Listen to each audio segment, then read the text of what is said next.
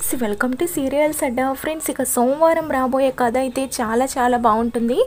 Please friends, మీకు కనుక ఈ వీడియో నచ్చినట్లయితే తప్పకుండా ఒక లైక్ ఇవ్వండి. అలాగే మన ఛానల్ అయితే సబ్స్క్రైబ్ చేసుకొని సపోర్ట్ చేయండి. ఫ్రెండ్స్, ఇక కథలో అయితే శైలేంద్ర, ఏంటి మమ్మీ నువ్వు చేసిన పని? ఆ వస్తారని రిషిని గదిలోకి వెళ్ళమని పంపించావేంటి?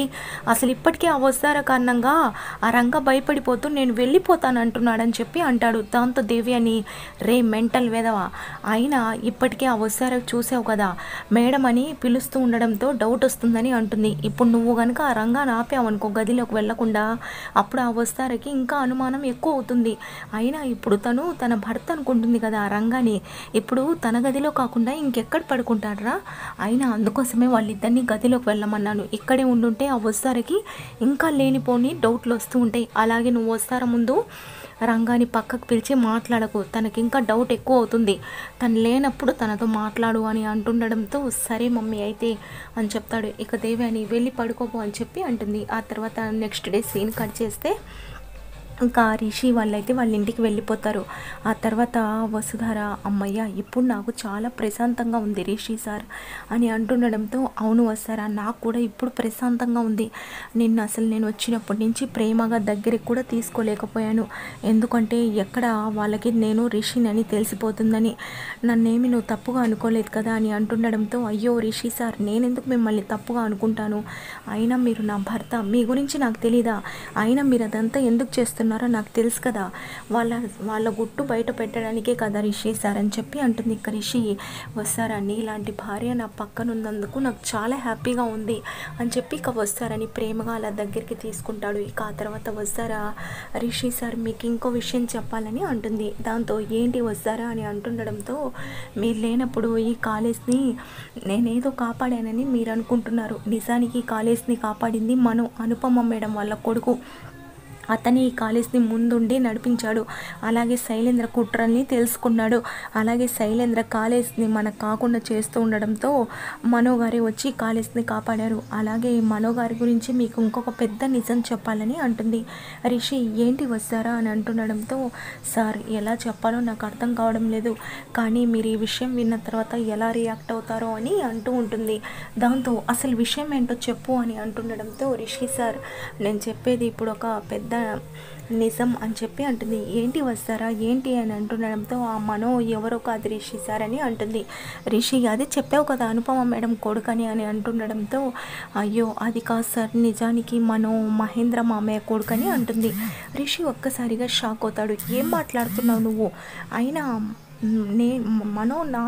మా తమ్ముడేంటి అని అంటుండడంతో, అవును రిషి సార్, మీ తమ్ముడే మనోగారు అని చెప్పి అంటుంది. ఏం మాట్లాడుతున్నావు అని అంటుండడంతో ఇంకా అనుపమ అలాగే వాళ్ళ నిజం చెప్తుంది. ఆ తర్వాత రిషి, నేను ఇది నమ్మలేకపోతున్నాను అని అంటుండడంతో, నేను కూడా మొదట అలానే అనుకున్నాను, ఇది మాత్రం నిజం రిషి సార్, కానీ ఇక అసలు ఏం జరిగిందో, ఎలా మామయ్య గారి కొడుకో అదంతా నాకు కూడా తెలీదు, అనుపమ మేడం చెప్పలేదు సార్ అని చెప్పి అంటుంది. అవునా, అయితే వాళ్ళు ఎక్కడికో వెళ్ళాల్సిన అవసరం లేదు, అయినా మనోని మళ్ళీ కాలేజ్కి రమ్మని చెప్పు అని అంటుండడంతో, లేదు సార్, వాళ్ళు నేను పిలిస్తే రారు, మీరు పిలిస్తే ఖచ్చితంగా వస్తారు. అలాగే వాళ్ళు ఇక్కడి నుంచి వెళ్ళిపోయారంటే దానికి కూడా కారణం మీ అన్నయ్య వాళ్ళే అయి ఉంటారు.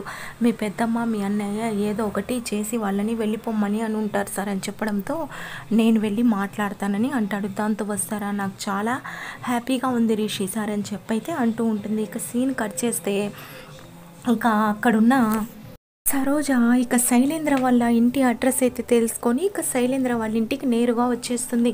ఇక హాల్లోకి వచ్చి రంగాబావ అని పిలుస్తూ ఉండడంతో ఇక అందరూ హాల్లోకి అయితే వస్తారు. ఫణీంద్ర, దేవి అని, ధరణి, అలాగే ఇక శైలేంద్ర. దాంతో ఇక సరోజ ఇక శైలేంద్రని చూసి, మా రంగాబావ ఎక్కడ అని అడుగుతూ ఉండడంతో ఇక ఫణీంద్ర, ఎవర్రా ఈ అమ్మాయి రంగాబావ అని అంటుంది, ఎవరమ్మాయి నువ్వు అని అంటుండడంతో, నేనెవరో మీ అబ్బాయికి మీ భార్యకి బాగా తెలుసు, ఇంతకీ మా రంగబావ ఎక్కడ అని అడుగుతూ ఉండడంతో ఫణీంద్రతో ఏంట్రా ఈ అమ్మాయి మీరు తెలుసని అంటుంది అని చెప్తుండడంతో డాడ్ నేను తర్వాత చెప్తాను, సరోజ ముందు బయటికి వెళ్దాం పదా అని అంటాడు. దాంతో వదలండి, అయినా మా బావని మీరే తీసుకొచ్చారంట, మా బావకు అసలు ఎందుకు డబ్బులు ఇచ్చారు, ఎందుకు తీసుకొచ్చారు అని అంటుండడంతో అయినా మీ బావని నేను తీసుకొని రావడం ఏంటి అని అంటూ ఉంటాడు. దాంతో నాకంతా తెలుసు, బుజ్జిగాడంతా చెప్పాడు, నిజం చెప్పండి మా బావ ఎక్కడ అని అంటుండడంతో నిజం చెప్తున్నాను సరోజ, నేను మీ బావని ఇక్కడ ఎందుకు తీసుకొస్తాను, అయినా తను ఏదో కష్టాల్లో ఉన్నాడని చెప్పి తనకి సహాయం చేశాను అంతే, అయినా మీ బావ నా దగ్గర ఎందుకుంటాడు, ఇక్కడ లేడు అని అంటుండడంతో నేను మాత్రం నమ్మను, మా బావని నేను చూసేంతవరకు ఇక్కడి నుంచి వెళ్ళను అని చెప్పి ఇక పట్టుబడుతుంది. దాంతో ఇక శైలేంద్ర మళ్ళీ ఈ తలనొప్పి ఏంటి అని అనుకుంటూ సరే అయితే మీ బావని చూపించాలి, మీ బావతో మాట్లాడాక ఇక్కడి నుంచి వెళ్తావు కదా అని అంటుండడంతో వెళ్తాను అని అంటుంది. దాంతో శైలేంద్ర చెప్పిన ప్లేస్కి నువ్వు అక్కడికి రా, మీ బావని తీసుకొచ్చి నీతో మాట్లాడిస్తాను, ఇక్కడి నుంచి గొడవ చేయకుండా వెళ్ళిపో అని బ్రతిమిలాడుతూ ఉంటాడు. ఫ్రెండ్స్ ప్లీజ్ మీకు కనుక ఈ వీడియో నచ్చింది ఫ్రెండ్స్ షేర్ చేయండి. Thank you for watching.